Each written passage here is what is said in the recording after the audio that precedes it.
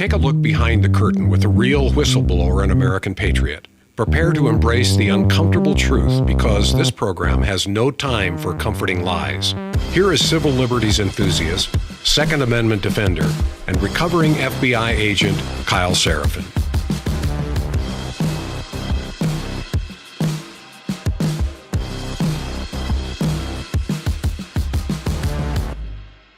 Well, hello, my friends. Welcome to the Kyle Seraphin Show. Today's Wednesday. It is March the 5th, and we are just in the aftermath of the first State of the Union. I wanted to make sure I shared our show. If you guys are watching right now, make sure you do me a favor.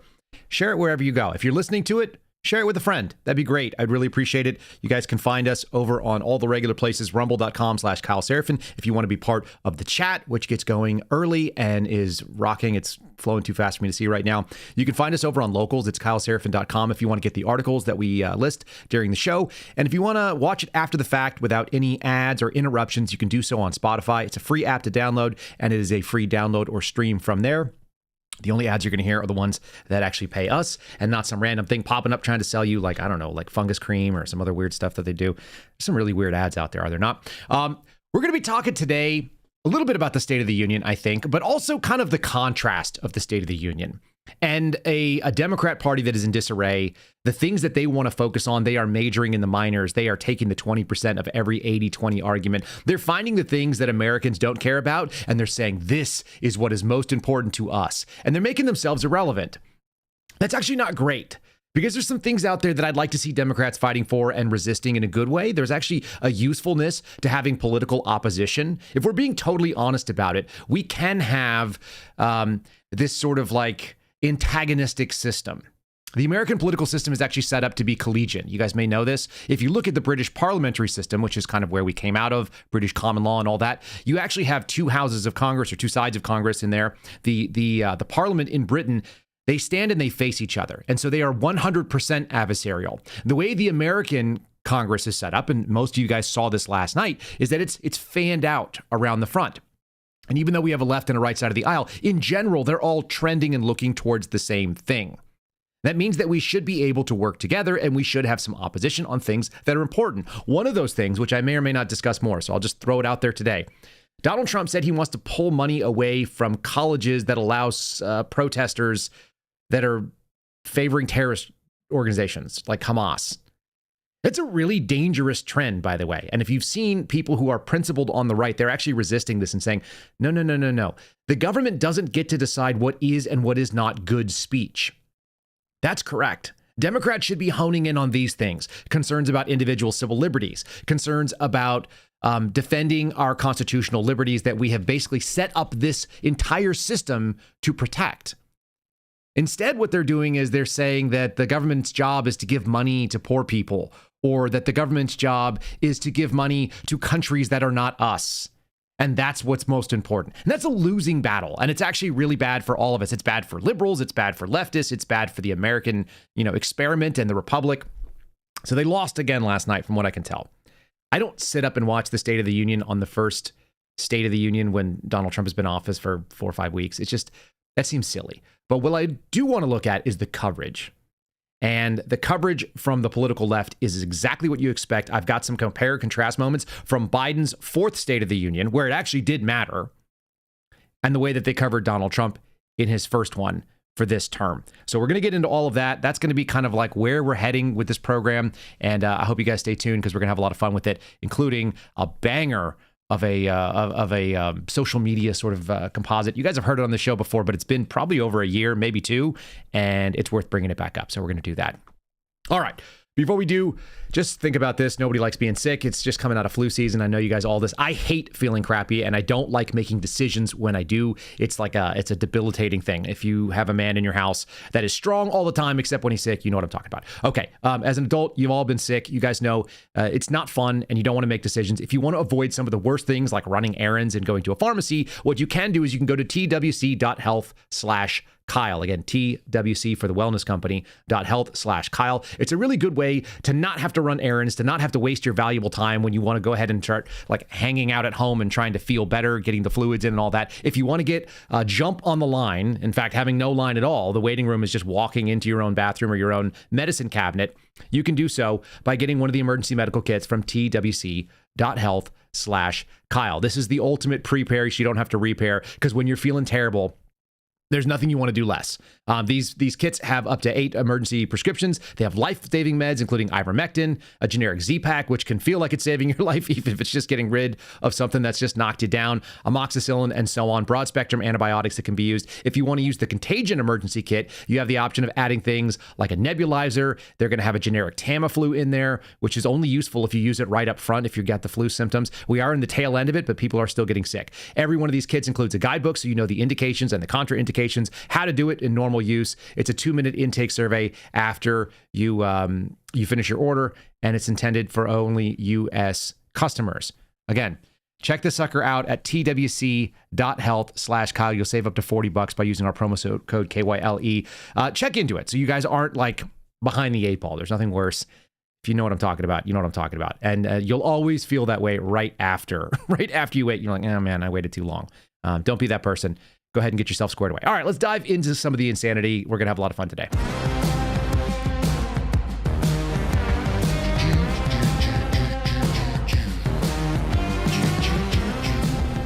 I like that song a lot. I don't know why. It gets me going. Okay, so I don't know why, but Democrats want to hone in on something that they always call kitchen table issues. And so we're going to start off with some news coverage. This is going to be from NBC. Sorry, this is MSNBC. We're going to start on the hard left. I had Grok, which is the AI bot that exists on X, and you can program it to create things.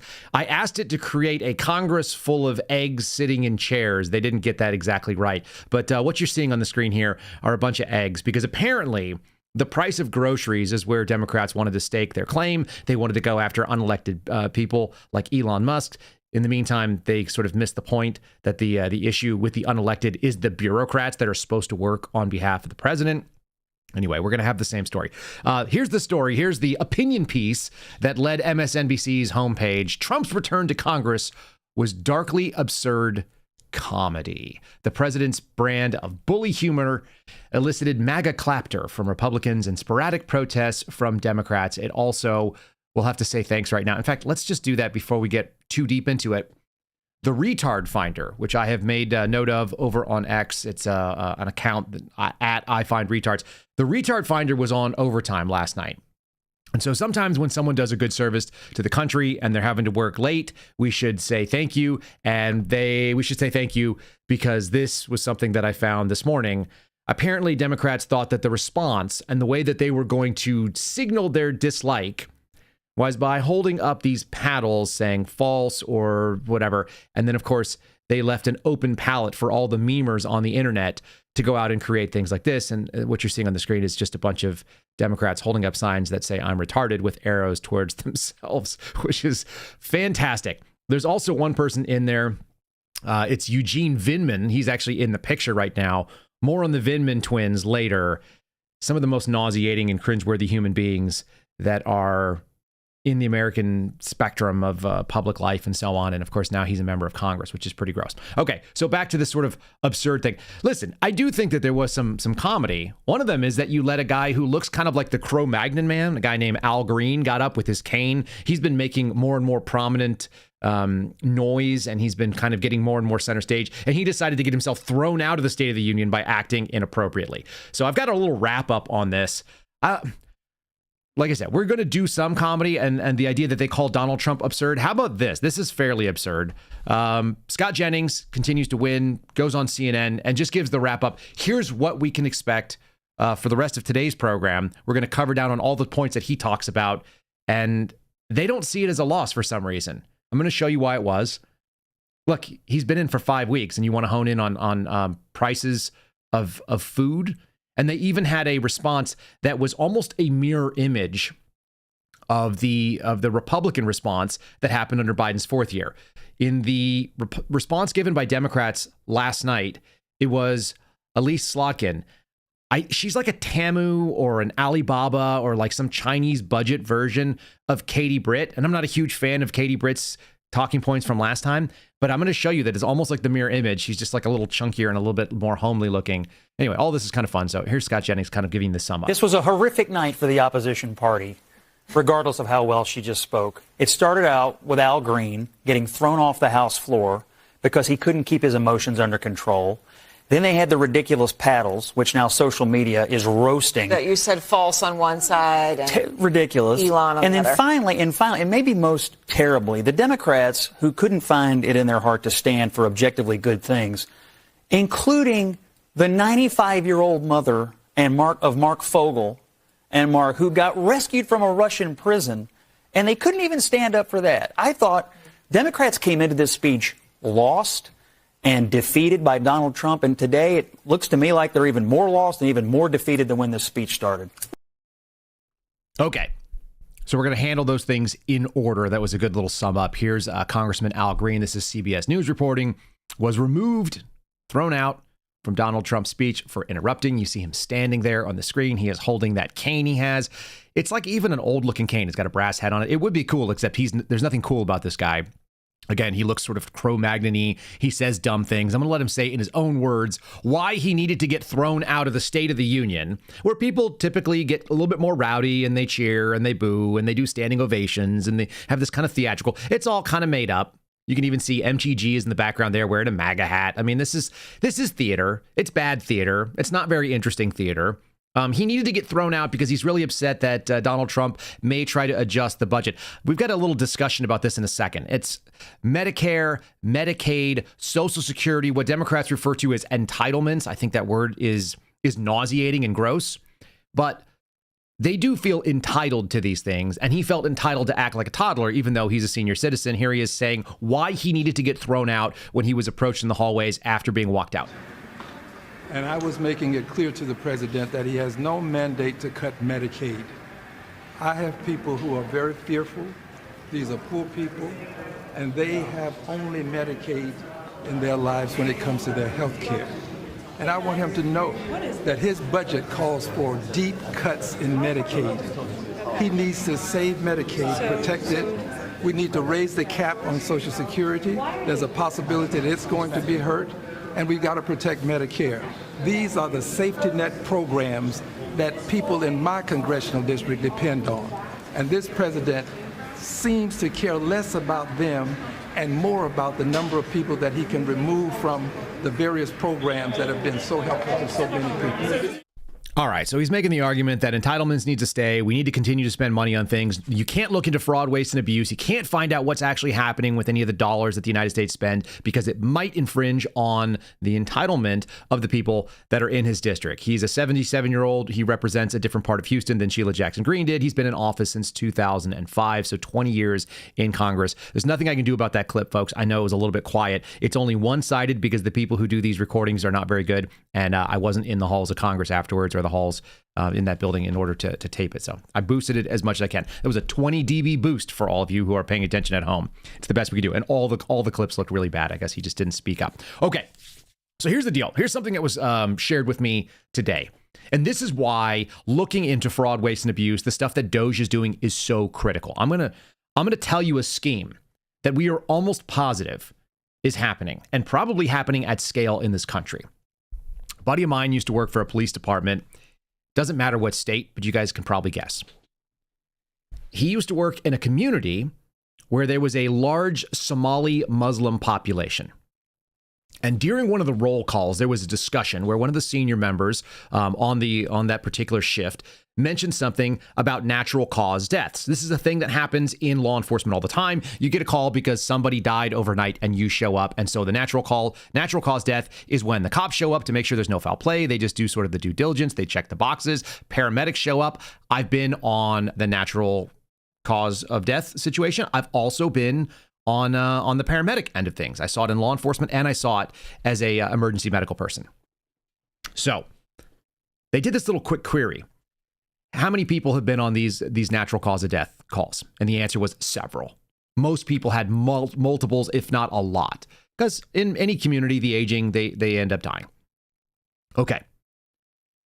Then the question was, how many natural cause mortality calls, deaths, have you been called out to from a Somali household? And nobody could think of one. And so there was an initial investigation being done locally because they wondered what was going on here.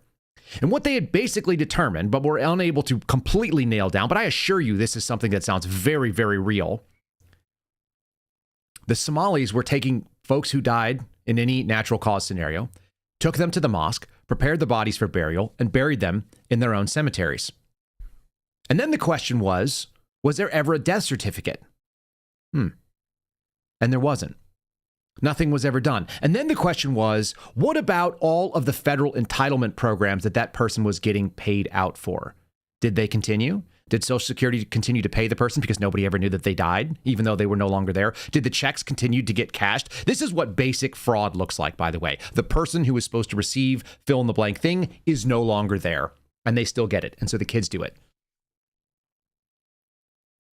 How many people in this country may have profited from that? I can tell you that working in the Northern Virginia area, there was a pretty decent number of Somalis and some other folks, Muslim descent, that had come into this country that were living in ways that were pretty wild, like driving Rolls Royces, driving vehicles, Bentleys and things like that. And you'd see them and they'd be young, they'd be tatted up, and they'd be driving this. Either they were dealing drugs, dealing something else illegal, or they were doing something nefarious. But there was no way that the people that were driving these vehicles had the money to be able to live that life. And maybe it was fraud there, or maybe it was something else criminal or illegal. But it was pretty obvious that what was going on. And if you talk to any law enforcement officers in the area, they all know. And the Somali community, interestingly enough, would very quickly align. Like the Somali Muslims would always align with black gangster culture, which is pretty interesting stuff. All right. So shouldn't you be investigating that? And shouldn't you have people that are competent looking into fraud saying, hey, listen, if people died, they shouldn't be receiving benefits?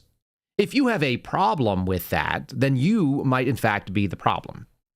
We're going to get into that because that was part of the response speech. What we heard is Elise Slotkin said, look, I want to fix government and I want to make it more efficient, but we have to do it the right way and we have to be responsible. Well, you had 4 years and you didn't do a great job and you don't want to fix it. And it turns out Donald Trump actually highlighted that. What they also didn't want to do is celebrate even basic American humanity, basic wins, the sort of what used to be called human interest stories. Do you remember these? You'd get them on the news when I was younger, I would watch and you'd see it'd be like a squirrel who was skateboarding or on water skis. That was like the classic stupid thing. Some pet trick, some kind of thing where everybody goes, okay, there's a lot of heavy stuff. If it bleeds, it leads. There's a lot of terrible news. But in reality, we can all surround and be happy that this one kid survived cancer and got a badge from the local police department. We can be happy that this one kid who's worked really, really hard was just named and appointed to be an academy cadet at West Point. Those are two things that happened last night. That didn't stop Democrats from actually saying that this was a problem. Imagine saying that you were happy for this kid who was named an honorary Secret Service agent last night, 13-year-old cancer survivor. And you went to this mindset of, but January 6th, hopefully he never has to defend the Capitol and kill himself. Because you're a shitty person. Like Nicole Wallace is not a good person. And you can just tell that this is where her mind went. You are an absolute deranged human being. This is Trump derangement syndrome all the way to the end. And they're going to hold on to it. They can't let it go because they don't understand that this is not what Americans care about. Regular people don't listen to this and go yeah, I relate to that. They go, you seem unhinged. You're not well. Listen to this crazy, crazy leap where she wishes a 13-year-old doesn't kill himself. It's disgusting. But I think this was a lesson in finding one thing that you let yourself feel. And I let myself feel joy about DJ. And I hope he's alive for another, 95 years, right? And I hope he lives and the life he wants to live. He wants to be a cop. He knows what he wants to do. And maybe when you have childhood cancer, that crystallizes for you. And I hope he has a long life as a law enforcement officer. But I hope he never has to defend the United States Capitol against Donald Trump's supporters. And if he does, I hope he isn't one of the 6 who loses his life to suicide. And I hope he isn't one who has to testify against the people who carried out acts of seditious conspiracy and then live to see Donald Trump pardon those people. What? I'm over here. I'm incredulous that this is how you came up with that. The jump between a 13-year-old having a human moment in a human interest story. It's just a generic thing that says, look, we're all Americans and some kids have it really rough and we want to go ahead and highlight when they're being strong. And that's an American spirit thing. And everybody goes, yay. And it doesn't mean anything. It means something to that kid. Obviously, it means something to that family. But what it means is that we're all people. We all know that some kids have it hard. And you went to seditious conspiracy and January 6th. Why? What is wrong with you that would make you do that? I'm going to show you what's wrong. The strategists that are programming the Democrat talking points are children. And I don't mean that like metaphorically. I mean actual children, like 20-something-year-old complete morons, the same people that are going to pop up here on the retard finder. These are the young men, little boys that programmed some of this talking points, and they're not going to let January 6th go. And it is a loser. It is the stupid. They've been pardoned. You already lost. This is Harry Sisson and Chris, whatever his name is. I can't remember what his name is. But these two guys who look like, I don't know. They look like young twinks. I don't know what to say it. Watch this crazy thing where they're talking about getting ready for the State of the Union, and their mind immediately goes, look how beautiful these halls are. This is where the insurrection took place. I'm going to tell you why this is important, because during the last couple of days, they've also dropped, they being these guys, programmed content for some of the loserest takes that you can find, and they gave it to like senior citizens in their 70s. I'm wondering if they didn't tell Al Green to do this thing and cause a scene and get thrown out. Watch this. Trump's like State of the Union speeches tonight. It's not a real State of the Union, but we're opposing him, Elon Musk, and all their insanity. Hanging out. Good. It's a good time fighting for the country, which is good. I have some Jordan 4s on right now. Looking, I can't lie, looking fresh as fuck. Harry. I got some normal dress shoes on, man. This guy's like. No, you look fresh, man. You look fresh. Thanks, man. I appreciate it. But we're not really doing anything right now. We're just gonna post it up. And honestly, I've been looking at these halls, and it makes me really sad because I realize like January 6th insurrectionists were like raiding this stuff. So they're horrible people. I concur. Yeah, they're horrible people, and that's what we do. We're just going to say stupid things. This is where January 6th people were debasing the hallways. Yuck. Just gross. And here's the best part of it. They're programming content for senior citizens like Chuck Schumer and Elizabeth Warren and others. 22 Democratic senators got out and decided to record the same exact script written by these two idiots to be able to let Americans know that the price of eggs is still pretty high. Here it is. Ready? There's the eggs. The price of eggs are still pretty high. So what we need is a scripted, weird, like TikTok style video to let Americans know that Democrats really have their back. There's a couple of things that really drive me nuts about this. Number one, it's a script. Number two, we can all see it. I'm going to show you all 22 of them kind of synced up. It's really, really, really silly.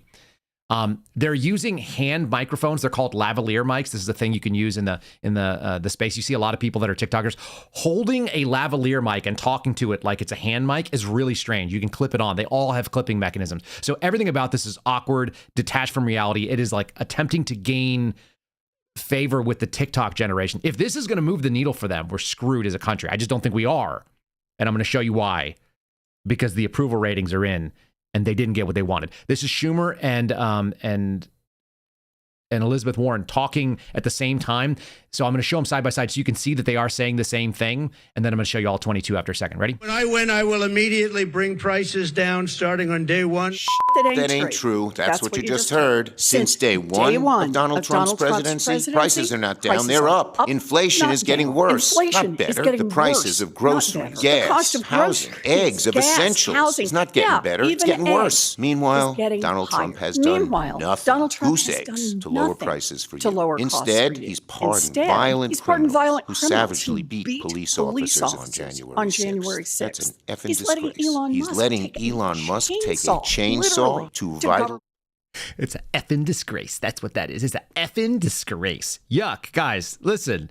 You're too old for this stuff. Don't do that. It's really gross. This is all 22 of them. I'm going to turn the volume down real low so we can talk over it. So listen, they all use the same opening clips. They all cut together the exact same montage. Now you're seeing them all talking. That shit, that ain't true. Is that hip? Is that cool? Is there any one person there that has still got their natural hair color, or has everybody got gray? Looks like maybe one person's young enough. You got some of the dumbest people in the world. You got Mazi Hirono on there. You got Tammy Duckworth doing this. They're all saying the same thing. We're looking at, look, they're showing the same clips. This is 100% saturation. And it's so easy to just take them all, create these all on a screen, and show that they have absolutely nothing going for them. Rachel Maddow didn't want to get left out of this, by the way.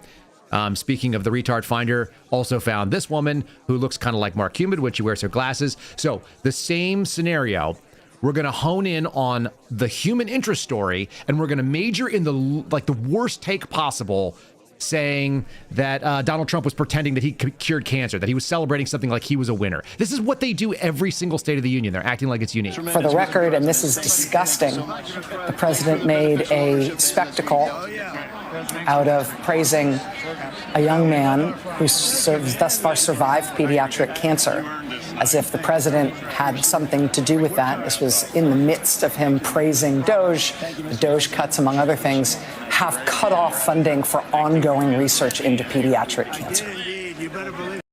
He is trying to actively kill children. It has that same vibe as like people will die, right? The same thing. It's the people will die attitude. And so we're going to just be horrifically upset about it. All right, more on that in just a second. We're going to break away to one of our sponsors. This one is patriot-protect.com/Kyle. The folks ever at Patriot Protect recognize that your data is your data and it is important. And if you want to protect it from things like data breaches, which means that companies, listen, the federal government can lose it. Also, all of the private companies that are out there gathering your information every time you go and do a transaction with them, they have the potential of having a data breach. A lot of people don't recognize this, and it gives cyber criminals and scammers and other kind of scumbags in the world an opportunity, probably some of those Somalis that we just talked about. They give you an opportunity to steal your data, pretend to be you, open up credit lines, do all kinds of other wild stuff. If you want to protect yourself and keep your full name and your social security number, your home address, your phone numbers, your drug test results, if you went and did a drug test for a job or something like that, they can find their way onto the dark web. And if you want to keep that stuff off, you can do so by using my friends over at patriot-protect.com/Kyle. I've got set up with them. My wife is now also set up with them. You can't stop the information from being leaked, but what you can do is have them scrub it. They use a thing called the blackout service right now that is giving a deeper scan into the dark web, in addition to their normal search and destroy protocol, of which both are being used. You can use them to keep your personal data from over 100 data broker websites, keeping scammers and cyber criminals from getting access to your stuff. You're going to save 15% on an annual subscription with my name. It's KYLE. And again, it's patriot-protect.com/Kyle. Should take you right where you want to go. Protect yourself with a service. This is just the one that we use. There may be other people that do it. This is the one that has come to our door. And so far, I've gotten a lot less robocalls. That's anecdotal. I understand it, but it is something that is useful to sort of look into and go, hey, are people still calling me and trying to scam me out of something? And I see less and less of it. A lot of those people can find their way just by using these data brokers. So check them out. All right, we're going to keep moving forward. I've got some more stuff. How about this one? Donald Trump said something. This is great coverage from NBC. The non-biased folks over there said Donald Trump claims that he's just getting started, and he touted his agenda to reshape America. That doesn't sound so bad. And then you look at how they started it. He addressed the presidency with ringing success. America is back. We've accomplished more in 43 days than most administrations do in 4 or 8 years. That actually might be true. We did a whole show about the speed of government and the way that they have completely gone after everything. But what Trump did recognize, and I think it's probably one of the most important sound bites that came out of this entire speech, which was like over an hour and 40 minutes, apparently the longest speech ever delivered by a president. I wonder this. How much of it was that he's just really comfortable doing this and he doesn't really care and he can talk as long as he wants? That's probably some of it. How much of it was he was going to talk to show that even though he is of an advanced age and only like 1 or 2 years younger than Joe Biden when he did the last speech, that he can go all day long and there's no danger of him being up too late? I think there is something to that as well, because he's fairly exceptional for a man of that age. Is he as fast as he used to be? I can guarantee you not. You could listen to side-by-side comparisons of him from 20 years ago. And yet, he runs circles around most of the people that the dim bulbs over 70 on the Democrat side. So there's something to that. But he did say something that was inherently accurate and probably one of the most salient observations. no matter what he does, this TDS, this Trump derangement syndrome, it's permeated the media, it has permeated the Democrat side of the aisle, and they are not interested in being a collegiate organization. I'm showing you on the screen right now. This is what the joint session of Congress looks like, where everybody can spread around in this big fan shape, and they're supposed to all be looking in the same direction, towards the American flag, doing the right thing for the American people, from their own perspective. Everybody gets a little bit different angle on it. That's what's supposed to happen. That's how the founders saw this thing looking.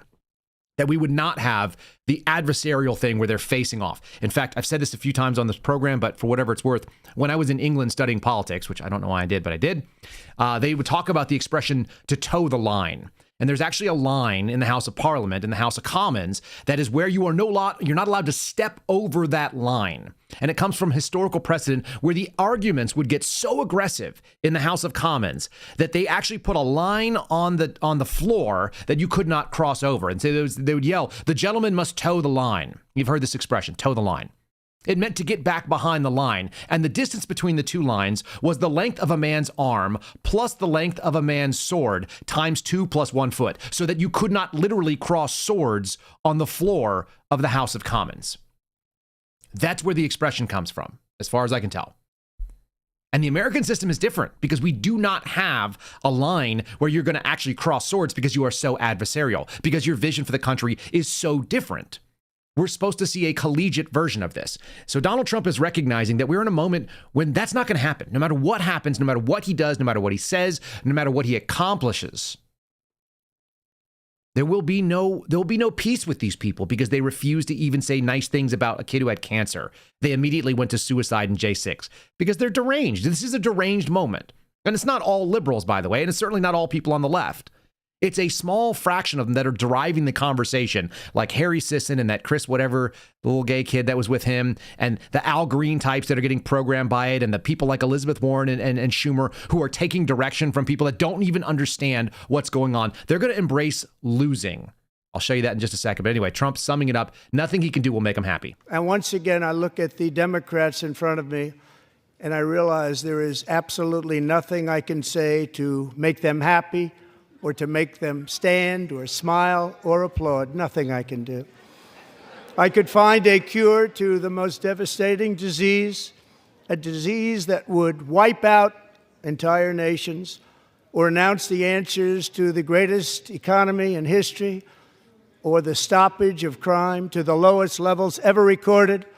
And these people sitting right here will not clap, will not stand, and certainly will not cheer for these astronomical achievements. They won't do it, no matter what. Five times I've been up here. It's very sad, and it just shouldn't be this way. Okay, so the best for me is when you look at the fact checking, because that was going to come up. All right, they fact checked him. And the fact checking websites, let's start with CNN. This is their section they call Facts First. Okay. And Facts First from CNN says the following. President Donald Trump made numerous false and misleading claims in his Tuesday speech to a joint session of Congress. The falsehoods spanned a variety of topics, including the economy, climate, immigration, and more. In his speech, which was just under 1 hour and 40 minutes, he also made a number of false claims about his predecessor, Joe Biden. Here are fact checks of some of the statements. I want to just compare that with the opening from the CNN staff. This is not attributed to any particular writer, of Joe Biden's 1 year ago. Friday, March the 8th. Fact-checking President Joe Biden's State of the Union. President Joe Biden delivered his annual State of the Union address on Thursday. His statements were mostly accurate, a CNN fact check found, but he also made a smattering of claims that were false, misleading, or lacked key context. He repeated a familiar, misleading boast about how he supposedly reduced the federal deficit, a failing claim to explain how a decline in the overwhelming pandemic spending, something about Donald Trump's tenure, and he falsely claimed that not anymore would big companies be able to get away with not paying a federal income tax. Do you see the difference there? Do you see that the coverage can't be the same? I did the same thing for the Washington Post because I found that to be also interesting. Let's start with Donald Trump again. Here's the title of the article from just 30 minutes before we went live. fact-checking 26 suspect claims in Trump's address to Congress. The president makes false claims about border crossings, regulations, economy, inflation, and many other issues. Here is the actual text. President Donald Trump's address to a joint session of Congress on Tuesday was vintage Trump, long, rambling, and chock full of stretched facts and dubious figures. Many of these claims have been fact-checked repeatedly. Okay, how about Joe Biden 1 year ago? Fact-checking President Biden's 2024 State of the Union address. Again, even the titles. Fact-checking 26 suspect claims in Trump's address. Fact-checking Biden's 2024 State of the Union address. This is the best. You just heard, this is the same writer, by the way, Glenn Kessler. So it's apples to apples comparison. He wrote this: a State of the Union address generally is a product of many hands and is carefully vetted. But the State of the Union addresses are political speeches and an argument for the president's policies. So context is sometimes missing. There is a roundup of a dozen claims in Thursday night's address that caught our attention, listed in the order that President Biden made them. Well, that's respectful. And that's nice.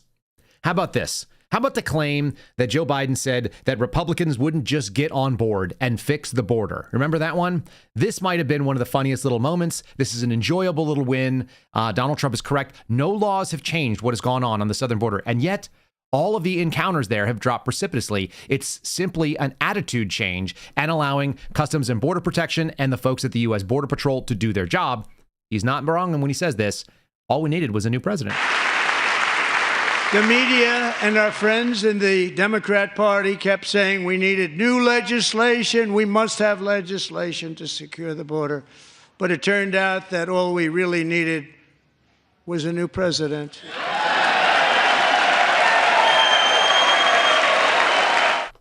Yeah, and they go on and they had a roarous applause. And they're correct. Look, they did need a new president. We got a new president. Things are moving better. Again, at the end of the day, what I'm more interested in is sort of the delusion and the insistence on losing, which is what's going to happen on the left.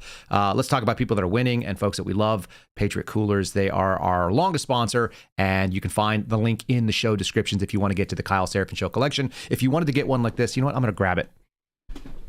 We'll take it right off the wall here. This is one of my favorites. It's actually on my wall of honor because I don't actually use it. It's got the Suspendables rifle. If you want the Kyle Seraphin collection, the Suspendables collection with it engraved the way you like it, it is actually in the show notes below. PatriotCoolers.com is the website. If you're looking for a hot or cold tumbler, I'm in the process of moving and inventorying all of our stuff, and I'm realizing just how many Patriot Cooler products I have. I have an entire box that we are moving from one house to the other, and I still have like a half dozen hanging out here, including the one that I'm drinking out of coffee right now. This one is in the wood grain. If you want it that is sort of nondescript, you can do that. If you want one that is more decorated, or if it's custom or in OD green or any of the other great ones, promo code Kyle, KYLE, will save you 10%. You guys can do that. If you spend $50 or more, you'll get free shipping. Buy one for you. Buy one for someone you love.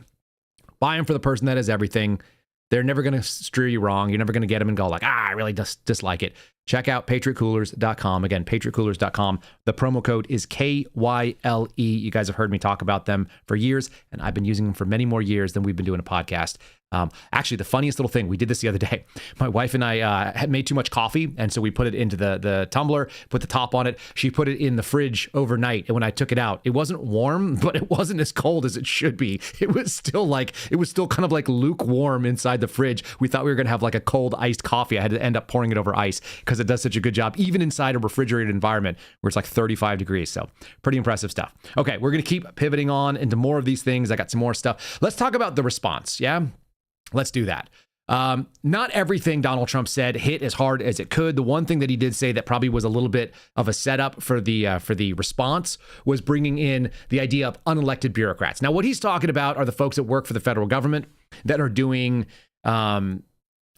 their own policy, and they don't want to fall into the line with the executive. What people on the Democrat side said, they were holding up signs that said Elon Musk because they were trying to remember they're really, really mad about Elon. I got a funny little take on that, and I've got, of course, the response. So we're going to do Donald Trump, we're going to do Elon, Alyssa Slotkin, and then we're going to do the follow-up, which I've been kind of teasing to you because it's my favorite. Okay, let's start with the Trump thing that didn't land. It's very simple, and the days of rule by unelected bureaucrats are over.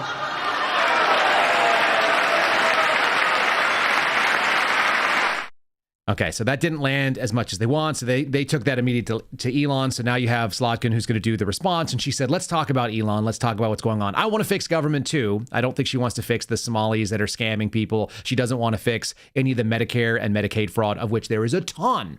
Most of it is done at a corporate level, by the way, because what they've realized is they can bill a ton of money. I used to do what's called inter-facility transfers sometimes. So I was a paramedic. We would have a private ambulance company. Sometimes we ran 911 calls and we got billed on that level. But the most lucrative thing for these companies to do is to pick up a sick person. It's also the easiest thing. You pick up a sick person who can justify having an ambulance be their taxi cab. And you get a paramedic so they can charge even more. They would charge like $1,000 to $1,500. And this goes back almost 10 years now, maybe more than 10 years. They would charge $1,500 for me to basically ride in the back with somebody who needed nothing. I would take their vitals. We would just push them into a doctor's office. We'd sit there and we'd bill $3,000, $1,500 there, $1,500 back. Meanwhile, I'm making like $15 an hour or $14 an hour, whatever it was. That is a scam. And so if you're not interested in trying to fix that, then we've got a real problem. Okay, here's Slotkin saying, well, like, the real problem is Elon Musk and a bunch of kids who are using their servers to check out maybe your healthcare information, or they're stealing your data. It's a claim. There's no evidence for this, by the way. There's no evidence that these people have done any scamming. I actually heard from one of my buddies who has a lot of contacts in federal law enforcement that a member of the FDIC actually absconded with thousands of people's private bank information, including some of the Trump's family, and then was recently arrested. I haven't heard anything about this publicly yet, so we're waiting for the story to break. But it sounds like that's probably pretty true, and it may break in the next little bit here. So yeah, maybe the people who are disgruntled are the ones that are actually causing the problem. Meanwhile, they're going to blame it on Doge. While we're on the subject of Elon Musk, is there anyone in America who is comfortable with him and his gang of 20-year-olds using their own computer servers to poke through your tax returns, your health information, and your bank accounts? No oversight, no protections against cyber attack, no guardrails on what they do with your private data. We need a more efficient government. You want to cut waste? I'll help you do it. But change doesn't need to be chaotic. Change doesn't need to be chaotic. Here she is. She's the one who delivered the response. If you guys don't know the protocol, usually what happens is the president gets up and says his thing. The opposition party has a response drafted and they put one person out there. This is what I found most interesting. And maybe I'm just seeing things here, but you guys take a look at the screen. Okay, that's Senator Alyssa Slotkin. She's the one who delivered it. Last year, in contrast to Biden, we had this lady deliver it. Can you guys see? You're going to have to tune in to the visual part of the podcast. Is that 43 minutes in or so? Look at this. That's Katie Britt. Does Katie Britt not look like the prettier, more wholesome version of Slotkin? Is it just me? What are we doing here? Anyhow, they wanted to address kitchen table issues. Again, like the exact same kind of feeling. There she is. For whatever reason, they want to talk about groceries. They want to talk about the issues that really killed. And she wants to talk about kids using a private server. Man, something about using a private server, it always hits me just a little bit different. I just can't quite hang into it. It must be maybe this thing. Stand by. Here we go. Good morning. I'm here to give you an update on the FBI's investigation of Secretary Clinton. What I want to do is tell you what we're recommending. But first, let me tell you what we found. Drop it. 110 emails in 52 email chains have been determined to contain classified information. What difference at this point does it make? 8 of those chains are top secret, 36 of those chains secret, and 8 contain confidential information. What difference at this point does it make? Everything I did was permitted. There was no law, no regulation. Secretary Clinton should have known that an unclassified system was no place for that conversation. I did not email any classified material to anyone on my email. None of these emails should have been on any kind of unclassified system, not even Gmail. Well, first of all, nothing was marked classified. To the contrary. Nothing was marked classified. There is evidence. Nothing was marked classified. Now let me tell you what we found. 110 emails. It was not the best choice. 52 email chains. It was the mistake. Have been determined to contain classified information. What difference at this point does it make? 8 of those chains are top secret. Wasn't the best choice. 36 of those chains I said it was a mistake. and 8 contain confidential information. What difference at this point does it make? I love that song. I could listen to that thing probably all day. Now it's going to be in your heads because when I started this, it's been in my head since we started the program. And of course, the chat was getting in on it. Everybody's dancing along.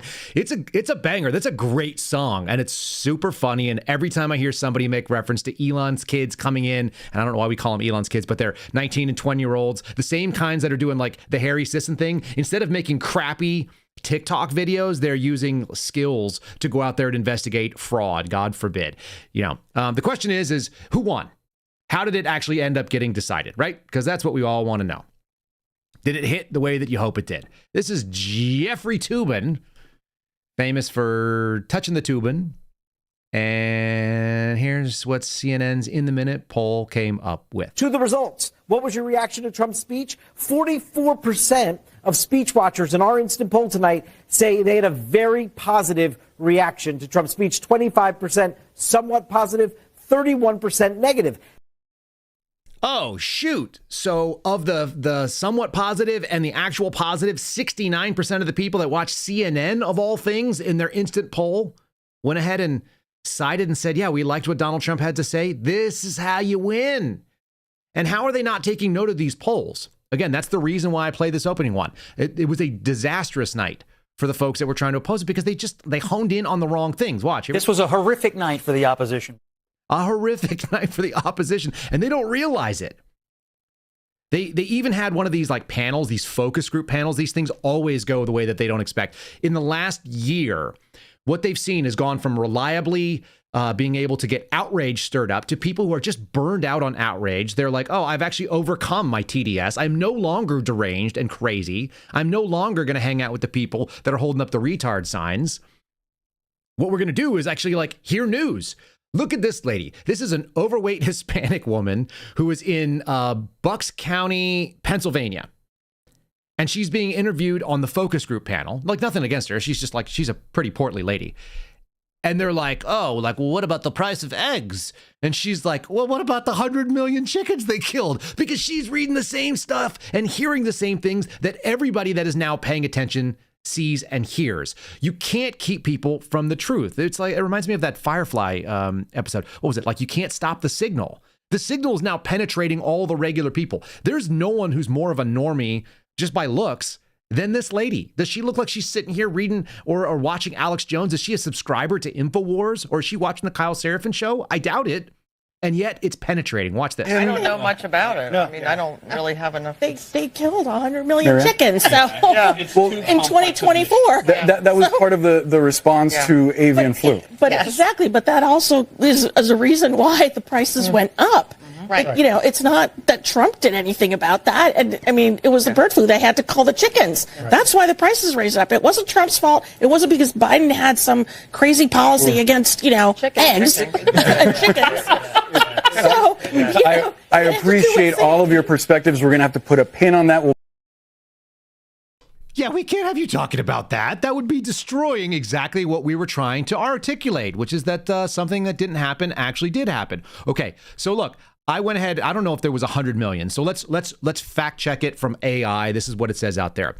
In December of 2024 to January of 2025, in a period of like 50 days, 41.4 million domesticated birds, this is mostly chickens, were culled. Culled is a nice way of saying killed.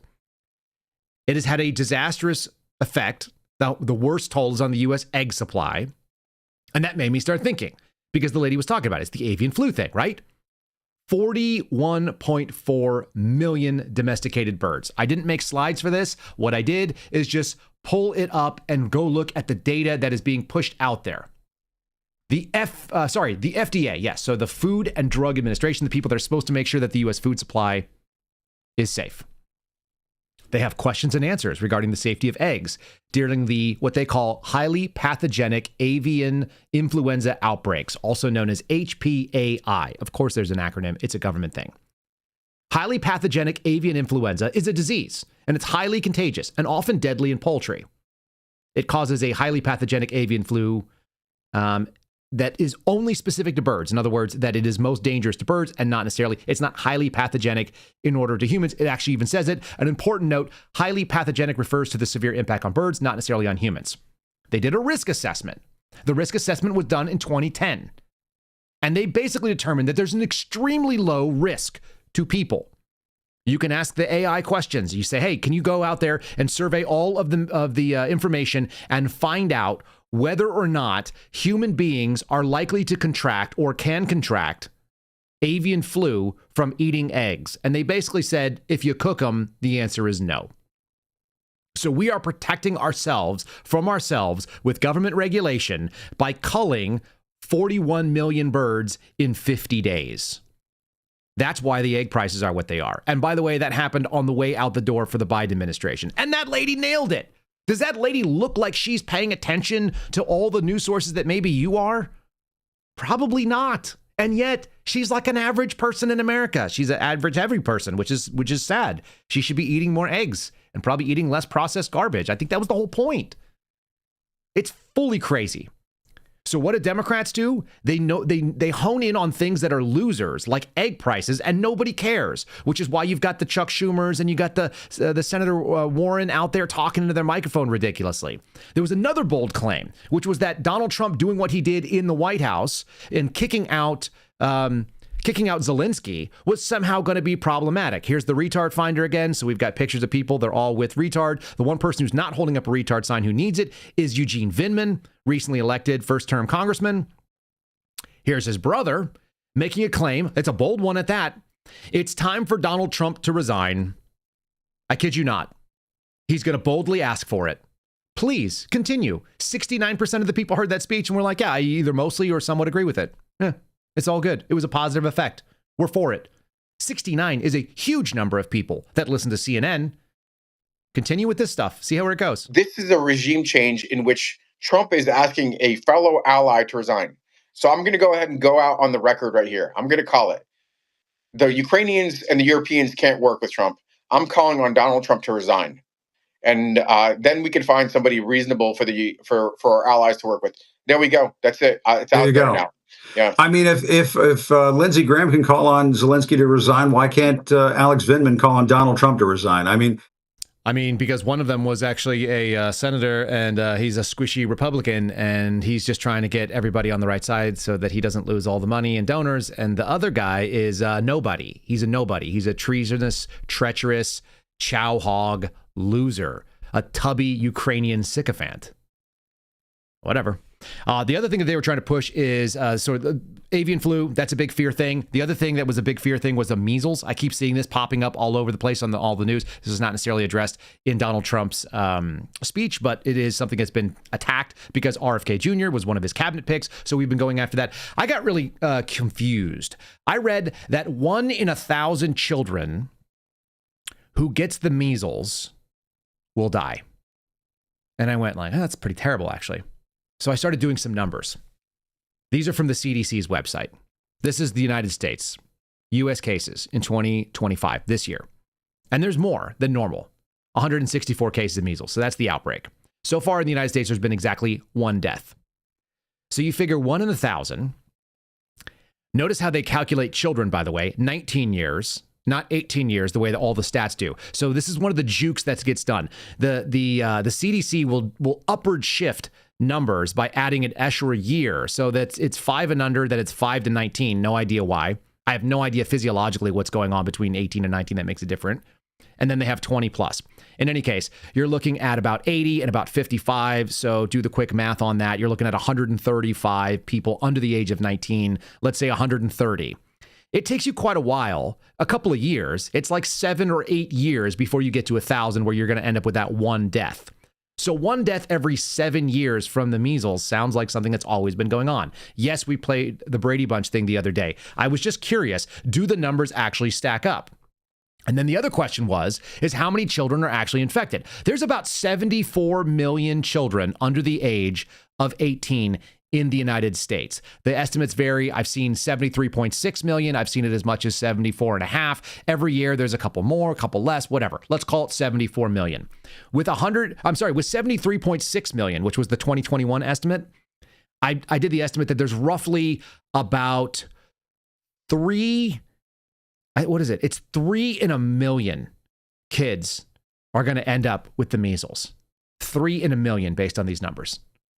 So 3 in a million, and you need 1,000 to be able to get to 1 death. This is an infinitesimally small problem. Here's the numbers from 2024. That's the complete year. This is the other funny thing. You always look at how these stats are set up. They're always trying to lean you towards something. This is CDC's website. So 2024 hospitalizations, 40% of the hospitalized, which was 114 of the 285, were for isolation or for management of the measles complications. Do you see how broad that is? If you've ever worked in a hospital, people will get isolated. They'll get ISO protocols simply because they may have an infectious disease, even though they're totally fine. You got to put on the yellow garb. You got to strip off the gown every time you go in. You're supposed to, obviously you're changing gloves and washing every time, but you're putting on maybe a mask and a hairnet, and this yellow sort of like obviously has to be taken off. Then you take it and throw it out. So they're doing all this stuff. That's ISO. That doesn't mean that there's anything worse going on with that person. It just means that you might be able to spread it. The chickenpox also used to get spread pretty frequently. The numbers just don't justify it. They had a total of 285 cases of measles in the United States in 2024 for the year. 285. If you double it, that means it's about, because I'm using the numbers that I used for the number of kids, the odds of getting it is like 5 in a million. We used to talk about 1 in a million. So it's 5 times worse than 1 in a million. And 1 in a million means it's not going to happen to you. It's just interesting. Majoring in the minors, talking about things that don't matter. What did matter is you heard a guy just say that we should have the president resign simply because he kicked the Ukrainian president out. And it made me start remembering, I saw this Tucker Carlson clip the other day, and you start thinking like, is that really the crazy part? Or is the crazy part that Ukraine took tens of billions, hundreds of billions of US dollars, couldn't account for it by their own volition, and then apparently, I'm going to take Tucker at his word that he's not lying about this. There's Ukrainian millionaires running all over the globe right now, having a great time. Anyway, you hear clips like this and it makes you go like, who the hell are these people advocating for? And who's paying off the folks that are doing it? Last weekend, I had a meeting in a ski resort in the Alps, which is probably the most expensive town in the world. I was not there to ski, for the record. But the whole town is Ukrainian. All the visitors are Ukrainian. And they're rolling into Hermes and dropping $1 million in an afternoon. All through Europe, you see this. The richest people are the Ukrainians. That money is ours. It belongs to me and you and every other American taxpayer. That's where it's going. Second fact, not guess, fact is the Ukrainian military is selling a huge percentage, up to half of the arms that we send them. Half. And I'm not guessing about this. I know that for a fact, not speculation. And a lot of us winding up with the drug cartels on our border. This is a crime, what's happening. Our intel agencies are fully aware of this. You tell me they're not profiting from this. Of course, you think the CIA is not profiting from this? Yes, they are. Can't prove that, but I believe that. What they don't know this. I know this, but they don't know this. They know this. No one. He's talking around in circles. Again, the only thing that changed, what was the big thing? Was it a policy? Was it the amount of money? Was it the amount of things that were passed by Congress? No, it was one thing. The media and our friends in the Democrat Party kept saying we needed new legislation. We must have legislation to secure the border. But it turned out that all we really needed was a new president. That's all it took. That's the change. 5 weeks of it, and it's already made a bunch of policies, including stuff that's like the grift and the amount of money that's going over to Europe. I think all of that is useful. That's the bulk of what I wanted to make the argument today. I do actually have a casualty of the new Trump regime coming in and some of the shift in focus. So not everybody is winning at all the times. And so we're going to cover that as well. Before we do, let me just say thanks to all of you guys that are on Rumble and the chat that's been banging over there. You guys are great.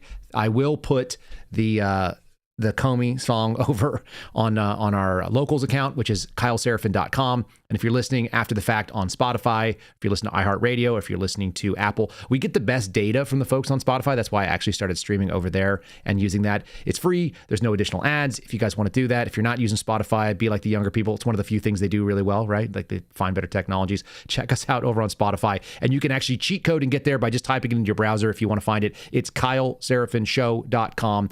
Share it with a friend. Send it in a text message to somebody. We appreciate it if you do. Again, not everybody is winning, so let's cover down on some of the people that have had a loss, because it's fair. We should cover down on that. The DEI policies, when you get rid of them, some people, the DEI type hires, get ruined. Here's a guy that got fired from his Popeyes job because he was a DEI hire. He didn't even realize it. In the wake of the new administration's policy changes, diversity hiring practices are being halted and reversed, leaving some employees out of work and confused. I love working here. I don't know why I got fired. I was always the first one in, last one out. I always help my coworkers out, whether it be on the line or to pass a drug test.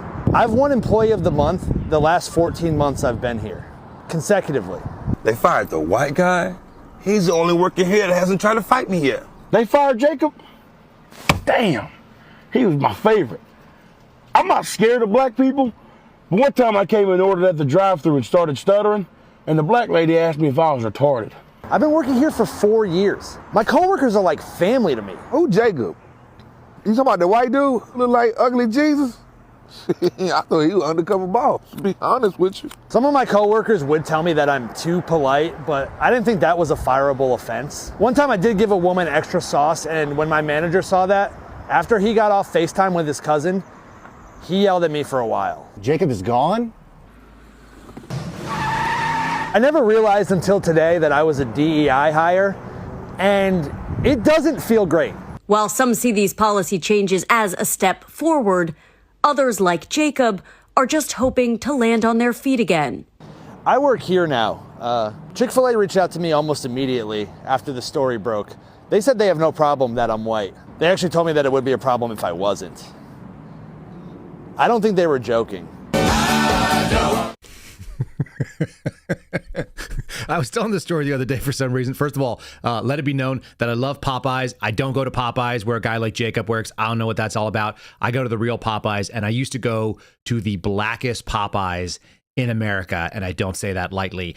I used to go to Washington, D.C., in the southeast part of D.C., which is not nice, and I used to go to the Popeyes that was at the corner of MLK Boulevard and Malcolm X Boulevard, and it was right there. And everything you just heard, like, from those guys, but the guys trying to fight, there were fights in the parking lot. The lady on the drive-thru was like abusive to every dude that I ever heard. But whenever I drove up, she was super nice to me, and she would call me Sugar, which I thought was great. She was like, "What are you doing down here, Sugar? You a cop?" It's like, damn, you can't pull anything over on people in Southeast DC. Anyway, fun little memories. I'm a big Popeyes fan. I hope you guys enjoyed today's show. That has nothing to do with anything, but yeah, be nice to some people that are having a rough time right now. Some people have lost their DEI jobs, like the white dudes that were working at Popeyes.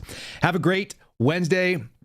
Thanks for all of you who have been over here in the chat that have been sharing it. By the way, I noticed you guys had some supporters, and you're gifting out the subscriptions, which you can do on Rumble. It's awesome, and it's a great support to the program. So you guys are the reason that we're here. We love you a lot.